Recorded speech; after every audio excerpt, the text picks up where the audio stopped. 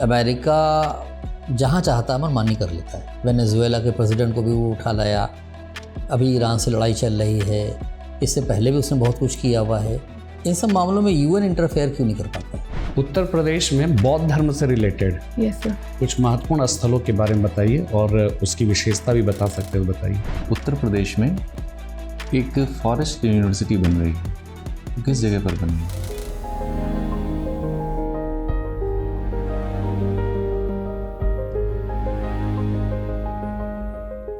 मैं comment sir? आइए बैठिए।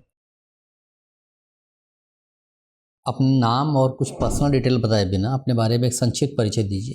तो मैंने अपना ग्रेजुएशन दीनदयाल उपाध्याय यूनिवर्सिटी गोरखपुर से बीएससी में किया है 2020 में। उसके बाद मैंने डीडीयू से ही पॉलिटिकल साइंस में एमए की डिग्री प्राप्त की है और तब से मैं सिविल सेवा परीक्षाओं की तैयारी कर रही हूँ। तो मेरी हॉबीज़ हिंदी गाने गाना और इलस्ट्रेशन पोर्ट्रेट्स बनाना है। अच्छा शारू, ये बताइए कि आपने बीएससी के बाद ये एमए करने का निर्णय किया, ऐसा क्यों? Yes sir. सर एक्चुअली तब तक मैंने सिविल सेवा परीक्षाओं की तैयारी करने का मन बना लिया था और सिलेबस को देखने के बाद और थोड़ी बहुत स्टडी करने के बाद मुझे political science as a discipline से बहुत फैसिनेटिंग लगा, तो सर इसलिए मैंने उसको चूज़ किया। अच्छा ये बताइए कि पॉल साइंस में आपने थॉमस हॉब्स को पढ़ा होगा? Yes sir. ऐसा लगता है कि उसने लेवियाथन का जो कंसेप्ट लिया था, अमेरिका उसी कंसेप्ट पे चल रहा है। सर ऐसा लग रहा है।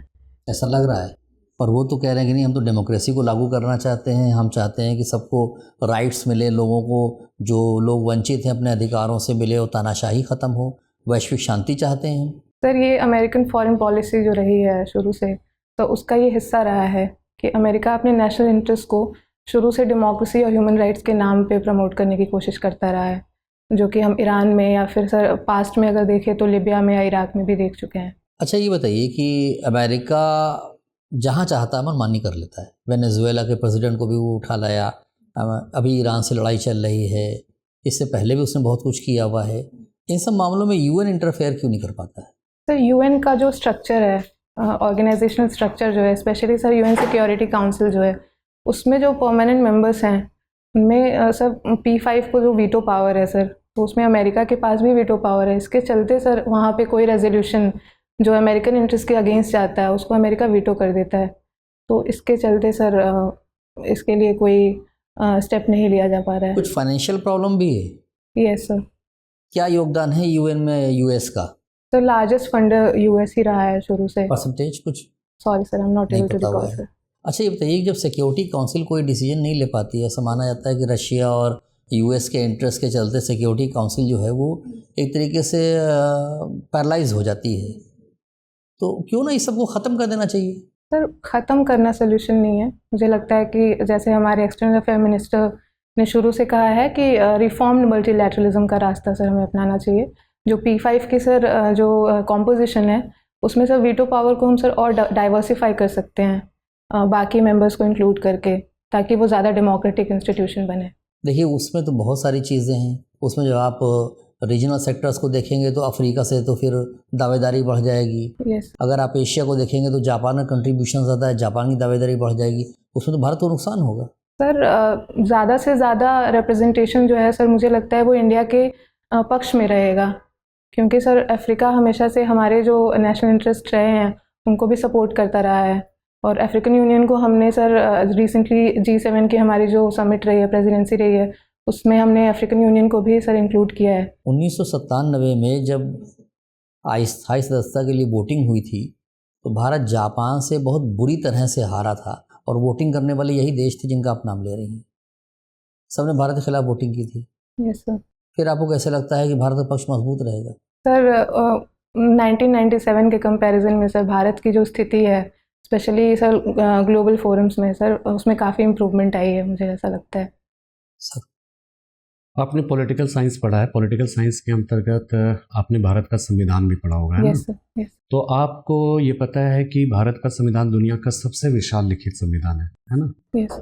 तो भारत का जो संविधान है, ऐसा कहा जाता है कि अगर 1935 का भारत सरकार अधिनियम ऑलरेडी पहले से एग्जिस्ट नहीं कर रहा होता तो भारत का संविधान लिखने में शायद वक्त और ज़्यादा लगता, 3 ही साल लगे लगभग, है ना? यस। तो आपको क्या लगता है 1935 के भारत सरकार अधिनियम की ऐसी कौन कौन सी बातें हैं जो कि वर्तमान भारत के संविधान में भी शामिल है? किसी 3 या 4 आप बताइए। Sir can I take a moment to recall sir? तो फेडरल स्ट्रक्चर जो है वो सर 1935 के उससे, और सर उसके बाद तो बाई कैमरल लेजिस्लेचर जो है हमारा, तो वो 1935 के एक्ट से था। बाई कैमरल कहाँ का, केंद्र का या राज्य का? तो केंद्र का। वो तो 1919 के सर अधिनियम के दोनों लेवल्स पे सर, स्टेट और सेंटर दोनों पे। और सर, बताइए। अभी मैं ये रिकॉल कर अच्छा, पाई कोई हूँ, बात नहीं। अच्छा, ये बताइए 1947 में भारत का विभाजन भी हुआ, भारत आज़ाद भी हुआ, है ना? तो आज़ादी के बाद यस सर। जो भारत की समस्या है, जो उस समय की समस्या थी, उसमें बहुत हद तक कह सकते हैं कि उस पर निजात पाया जा सका है। Yes sir. लेकिन अभी ऐसा क्या लगता है, भारत के संदर्भ में अगर हम बात करें, कौन सी ऐसी समस्या सबसे प्रोमिनेंट दिखती है जिसका समाधान आप चाहते हैं कि जब भी हमें पावर मिले तो उसका हम समाधान करना चाहेंगे? तो सबसे पहले तो सर जेंडर इनइक्वालिटी जो है, तो हमने बहुत काम किया है इस फील्ड में, बट स्टिल मुझे लगता है कि अभी बहुत इम्प्रूवमेंट की स्कोप है। और सर दूसरी जो है सर, क्वालिटी इंफ्रास्ट्रक्चर डेवलप करना। हमने इंफ्रास्ट्रक्चर पे काम किया है sir, but world class infrastructure जो हम बाकी कंट्रीज़ में देखते हैं, तो हमारा चाइनीज़ जो काउंटर पार्ट है वहाँ पे सर क्वालिटी ऑफ इंफ्रास्ट्रक्चर हमारे यहाँ से सर काफ़ी बेटर है। तो मुझे लगता है कि हम वहाँ से सीख सकते हैं इस मामले में। और सर तीसरा मुझे लगता है कि सर एग्रीकल्चर सेक्टर में जो डिस्ट्रेस है उस पर और काम किया जा सकता है। उत्तर प्रदेश में बौद्ध धर्म से रिलेटेड यस सर। कुछ महत्वपूर्ण स्थलों के बारे में बताइए, और उसकी विशेषता भी बता सकते हो, बताइए। तो सबसे पहले तो सारनाथ, जहाँ पे भगवान बुद्ध ने अपना पहला सरमन दिया था। तो उसके बाद श्रावस्ती, जहाँ पे उन्होंने अपना जो एस्थेटिक लाइफ है उसका काफ़ी पोर्शन वहाँ पे स्पेंड किया था। तो तीसरा कुशीनगर, जहाँ पे उनको महापरिनिर्वाण की प्राप्ति हुई थी, जहाँ पे रामाभार स्तूप है, जहाँ पे उनकी बॉडी को क्रीमेट किया गया था। आपने एक शब्द का प्रयोग किया, महापरिनिर्वाण। निर्वाण और महापरिनिर्वाण में अंतर है? Yes sir. क्या अंतर है? तो निर्वाण का मतलब है ज्ञान की प्राप्ति, एनलाइटनमेंट। तो महापरिनिर्वाण का मतलब है बर्थ और डेथ की साइकिल से मुक्ति पाना और मोक्ष की प्राप्ति होना। महात्मा बुद्ध ने धर्म चक्र प्रवर्तन के अंतर्गत प्रथम उपदेश दिया। क्या उपदेश दिया? क्या उनको ज्ञान किस बात की मिली थी? हम लोग अक्सर कहते हैं ना, ज्ञान मिला, प्रबुद्ध हो गए, वो प्रबोधन प्राप्त हुआ। तो आखिर में ज्ञान किस बात की मिली? किस बात का उन्हें जानकारी चाहिए था, घर छोड़ दिया? सर जो 4 नोबल ट्रूथ्स हैं, मुझे लगता है कि सर इन चीज़ों का जो रियलाइजेशन, वो जानकारी मिली उनको। Yes sir. अच्छा, चलिए कोई बात नहीं। अच्छा, ये बताइए कि भारत का अस्थाई सदस्य के रूप में, यस सर, भारत को किस तरह से आप कहेंगे कि कौन कौन सी ऐसी बात है जिसकी वजह से उसे भारत में अस्थाई यूएनओ में अस्थाई सदस्यता मिलनी चाहिए? तो सबसे पहले तो हम दुनिया की लार्जेस्ट डेमोक्रेसी हैं, तो सर एक फैक्टर है। तो दूसरा, हमने यूएन पीस कीपिंग जो मिशन रहा है उसमें सर हम टॉप कंट्रीब्यूटर रहे हैं ओवर द इयर्स। तो दूसरा सर, तीसरा फैक्टर जो है कि हम सबसे बड़ी पॉपुलेशन है दुनिया की, और अगर सबसे बड़ी पॉपुलेशन ही यूएन में अनरिप्रेजेंटेड रहे सर, तो वो डेमोक्रेटिक नहीं होगा इंस्टीट्यूशन। तो चौथा, हमारी जो आर्मी है sir, global fire power index के according sir 4th strongest army है। तो सर ये कुछ पॉइंट्स हैं मुझे लगता है। सर, आपने बताया कि आपने जो है गोरखपुर से ग्रेजुएशन किया हुआ है। गोरखपुर में एक बीमारी बहुत ज़्यादा फैली थी, उसका प्रकोप बहुत ज़्यादा था, क्या नाम था उसका? सर इंसेफेलाइटिस, जापानी इंसेफेलाइटिस। उसको जापानी क्यों कहते हैं? Sorry sir, not able to recall sir. ठीक है, ये बताइए कि उत्तर प्रदेश में एक फॉरेस्ट यूनिवर्सिटी बन रही है, किस जगह पर बन रही है? तो गोरखपुर में, ठीक है। अच्छा, आजकल जो है वो ईवी, आप समझ रहे हैं? Yes sir, electric. आजकल ईवी का प्रचलन बहुत ज़्यादा बढ़ रहा है, ठीक है, इसके पीछे क्या कारण है? तो सबसे पहले तो हमारी जो नेशनल कमिटमेंट्स हैं आईएनडीसी के अंडर, उसमें हमने ये कमिट किया है कि हम 2070 तक सर नेट ज़ीरो एमिशंस को अचीव करेंगे। तो सर उसके लिए गवर्नमेंट का पुश है कि हम फॉसिल फ्यूल एमिशंस जो हैं उनको काफ़ी कम करें। तो सर इस बिड में इंडिया ने सर इलेक्ट्रिक व्हीकल्स को काफ़ी प्रमोट किया है। तो बिजली बनाने के लिए तो इस्तेमाल किया ही जाता है, फिर इससे कैसे कम होगा प्रदूषण? बिजली बनाने के लिए तो हम इस्तेमाल करते हैं ना, कोयला इस्तेमाल करते हैं। सर एनर्जी सेक्टर में भी हम रिन्यूएबल एनर्जी को काफ़ी प्रमोट कर रहे हैं, जैसे सोलर, हाइड्रो और विंड एनर्जी सर। लेकिन ईवी तो अभी उससे नहीं चल रही है ना? Yes sir. तो इससे कोई फ़ायदा? तो फ़ायदा तो है सर। सर फेज्ड मैनर में ही हम इसको इम्प्लीमेंट कर पाएंगे सर। अच्छा, यस सर। ये बताइए कि ऑनलाइन एजुकेशन को बहुत ज़्यादा प्रमोट किया जा रहा है, तो ऑनलाइन एजुकेशन से जो है वो एजुकेशन की गुणवत्ता पर, क्वालिटी पर जो है वो क्या प्रभाव पड़ रहा है? सकारात्मक है या नकारात्मक है? सर मुझे लगता है कि ये एक मिक्स्ड एक्सपीरियंस है। जैसे तो जैसे पॉजिटिव पहले मैं जी। बताती हूँ सर। जो एजुकेशन का स्केल है वो काफ़ी बढ़ गया है।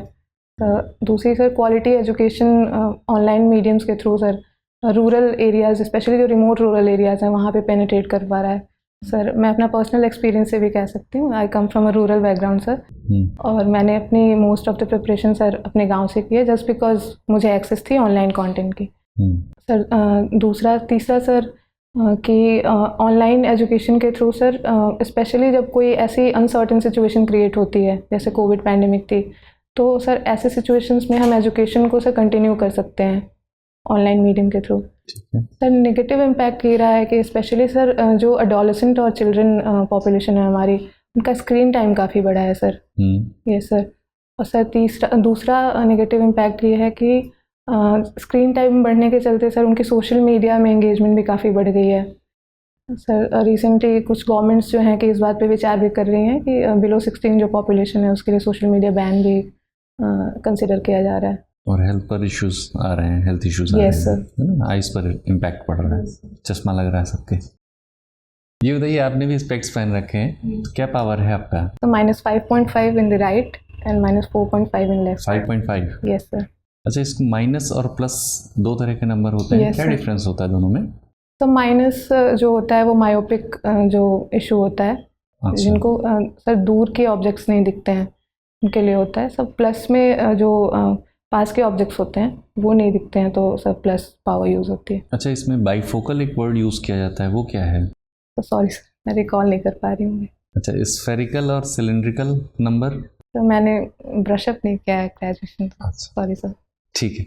ये बताइए कि जैसे मान लीजिए कि आप कहीं की एसडीएम हैं, यस सर। ठीक है, और आपके क्षेत्राधिकार में एक गांव है, उस गांव में एक स्कूल है, ठीक है, उस स्कूल में मिड डे मील योजना चल रही है, और वहाँ पर एक दलित महिला जो है वो खाना बनाती है, जबकि जो गांव के सरपंच लोग हैं वो सब उच्च वर्ग से संबंधित हैं, यस सर। और इस वजह से उन्होंने अपने बच्चों को उस स्कूल में भेजने से मना कर दिया। आप उनको कैसे कन्विंस करेंगे? सबसे पहले तो मैं उनसे बात करने की कोशिश करूँगी, तो जो भी वहाँ पे स्टेक होल्डर्स इन्वॉल्व हैं, जैसे कि जो लोकल एडमिनिस्ट्रेशन है वहाँ पे, उनसे और स्कूल एडमिनिस्ट्रेशन से भी कि इशू क्या है। फिर उसके बाद इशू क्लियर है, इशू यही है। फिर तो उसके बाद भी अगर वो लोग कन्विंस नहीं होते हैं, तो सर वॉकिंग द पाथ वाला जो एग्जांपल है सर, मैं सर खुद वहाँ पे बैठ के सर मैं वो मील नहीं, बच्चे कंज्यूम उनके हैं, करूँगी। वो अपने बच्चों को नहीं भेजना चाहते हैं। सर पहले परसुएट करने की कोशिश करूँगी, अगर उसके बाद भी वो लोग नहीं मानते हैं तो सर ये क्लियर वायलेशन है जो फंडामेंटल राइट है आर्टिकल 17 का।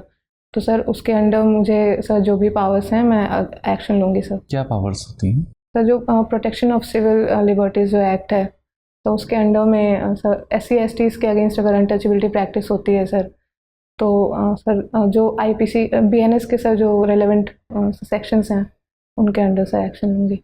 अच्छा, अभी आपने BNS का नाम लिया, ये बताइए कि एक सेक्शन बड़ा फेमस हुआ, दफ़ा 302, सुना होगा, यस सर। है ना, IPC की दफ़ा 302, तो BNS में कौन सा सेक्शन हो गया है? Sorry sir, I am not able to recall sir.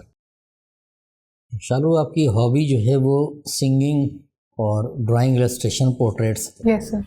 Singing में ध्रुपद क्या होता है? तो ध्रुपद जो है कि सर एक क्लासिकल आर्ट फॉर्म है सिंगिंग में सर, नॉर्थ इंडिया में सर। कहाँ से ओरिजिनेट हुआ है? सर नॉर्थ इंडियन टेम्पल्स से इसका ओरिजिन है सर। टेम्पल से ओरिजिन है कि ये राजे महाराजों के दरबार से? Sorry sir, sir court room origin है सर। कोर्ट रूम से। Yes sir. अच्छा, ये बताइए कि महिलाएं इसको नहीं गा पाती थी, और इसके अपोज में एक दूसरी गायन शैली डेवलप हुई थी, वो कौन सी थी? Sorry sir, I am not aware sir. ख्याल गायकी सुना है? Yes sir. किसने डिस्कवर किया था? अमीर खुसरो ने। अमीर खुसरो, श्योर है? As far as I am able to recall. अच्छा, चलिए कोई बात नहीं। ये जो आप पोर्ट्रेट इलस्ट्रेशन पोर्ट्रेट्स आपका है, पहली बार पोर्ट्रेट्स ड्राइंग इंडिया में कहाँ पे दिखाई पड़ती है? सर जो अर्लीस्ट उसका सर जो एविडेंस है सर, हमारी जो केव पेंटिंग्स हैं म्यूरल्स, तो उसमें पोर्ट्रेट्स दिखती हैं कहाँ हमें। पे? तो जैसे अजंता एलोरा में, और? भीमबेटका में सर, भीमबेटका। भीमबेटका में। Yes sir. अच्छा ये बताइए, जो अजंता में जो पेंटिंग्स हैं हमारी, उसमें कौन कौन सी टेक्निक अडॉप्ट की गई है पेंटिंग्स में? सर एक तो फ्रेस्को जो मेथड है उसको अडॉप्ट किया गया है सर। दूसरा नेचुरल कलर्स यूज़ किए गए हैं उसमें। टेम्पेरा भी यूज़ की गई है? Sorry sir, I am not aware. अच्छा, पेंटिंग्स में सीको क्या होता है? Sorry sir, secco technique? I am not aware sir. I pursue is just as a matter of hobby sir, I just draw it. कोई बात नहीं। अच्छा ये बताइए, आपने अपनी सेकंड प्रेफरेंस जो दी हुई है वो ARTO दी हुई है, ऐसा क्यों? सर मेरी आई साइट सर काफ़ी वीक है, जो सर मैं क्लियर नहीं थी कि DSP के लिए सर क्या क्राइटेरिया है सर आई साइट की। Sir I just wanted to be on the safer side sir. Okay, Shahrukh आपका इंटरव्यू पूरा होता है? आप जा थैंक यू सकती सर, हैं। Thank you very much. Ready? Thank you sir. चलो देखिए, आपकी सारी चीज़ें बेहतर हैं, है ना? आपका आंसर देने का तरीका भी बेहतर है, आंसर क्लियरिटी भी है। Yes sir. और बस थोड़ा सा ही कोशिश ये करिएगा कि अभी आपका 18 तारीख को इंटरव्यू है, यस सर। आप करंट की जो चीज़ें इधर चल रही हैं इनमें प्रॉपर अपडेट रहिएगा। Yes sir. स्पेशली जो वॉर को लेकर ईरान वाला मैटर है या ये US का मैटर है, इसको लेकर अपडेट रहिएगा, क्योंकि आपसे सवाल पॉसिबल है कि वो वहाँ से पूछेंगे, है ना?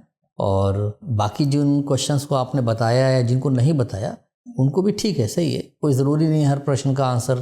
सर मुझे साइंस थोड़ा ब्रशअप करना है मेरा। कर सकते हैं, अभी तो आपके पास में टाइम भी है। हाँ, ये ड्रेस जो है थोड़ा सा ब्राइट अगर कर लें तो और अच्छा रहेगा, ओके और सर। चेंज कर लीजिए उसको, ओके सर। है ना? बाकी हम लोग की तरफ से आपका प्लस पॉइंट है, तो हम लोग आपके बेहतर उज्जवल भविष्य की कामना कर रहे हैं।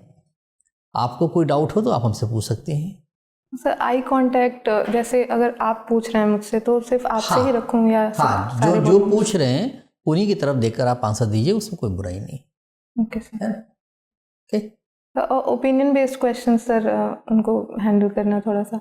देखिए, अगर कहीं पर डिसीजन मेकिंग है, यस सर। तो तो वहाँ जैसे सर ने पूछा वो दलित वुमेन वाला जो इशू था, मेरा आंसर सेटिस्फैक्ट्री था या नहीं? ठीक। डिसीजन मेकिंग पे सॉरी ना बोलिएगा, बाकी सब ठीक है। बाकी फैक्चुअल कोई इन्फॉर्मेशन है, कुछ पिछली चीज़ें पूछी गई हैं, वहाँ पर आप बोल सकते हैं कि सर मुझे थोड़ा सा समय हो गया, मुझे वो प्रॉपर तरीके से याद नहीं है। Okay sir. बाकी ठीक है आपका। सिर्फ थोड़ा सा हाँ हाँ बिल्कुल सर। एक्चुअली क्या ना, ये ध्यान हमेशा रखिएगा कि आपने जैसे चश्मा पहना है ना, घड़ी पहनी है, यस सर। तो जो उस दिन आप कैरी करके जाएंगे, उस चश्मा के बारे में तो जब सर ने पूछा उसके बारे में डिटेल में पढ़ लीजिएगा, इंटरनेट पे सब चीज़ अवेलेबल है, पढ़ लीजिएगा, है ना। दूसरी चीज़ है करंट वाला जो है वो पूरा टॉपिक समझ लीजिएगा, हॉर्मुज की खाड़ी वगैरह सब क्या क्या चीज़ें हैं। मतलब आप खुद जो है, जैसे अभी लोकसभा में अविश्वास प्रस्ताव पारित हो रहा है, तो आपका चूंकि पॉलिटिकल साइंस है, तो पॉलिटिकल साइंस से इंटरनेशनल रिलेशन भी जुड़ा है, पॉलिटिकल साइंस से संविधान भी जुड़ा है, पॉलिटिकल साइंस से इंडियन नेशनल मूवमेंट भी जुड़ा हुआ है। Yes sir. तो ये थोड़ा सा इस पर जो है आपका मतलब पकड़ अच्छी होनी चाहिए, है ना। तो बस अच्छा, बाकी बहुत अच्छा है, आपका प्रेजेंटेशन अच्छा है, आपने पॉइंट्स वाइज भी सब कुछ अच्छा बताया, तो इसलिए मेरे हिसाब से तो अच्छा है, हम सब के हिसाब से। All the best. Thank you sir. अब एग्जाम की तैयारी को और बेहतर करने के लिए हमारे चैनल को लाइक, शेयर और सब्सक्राइब करना ना भूलें।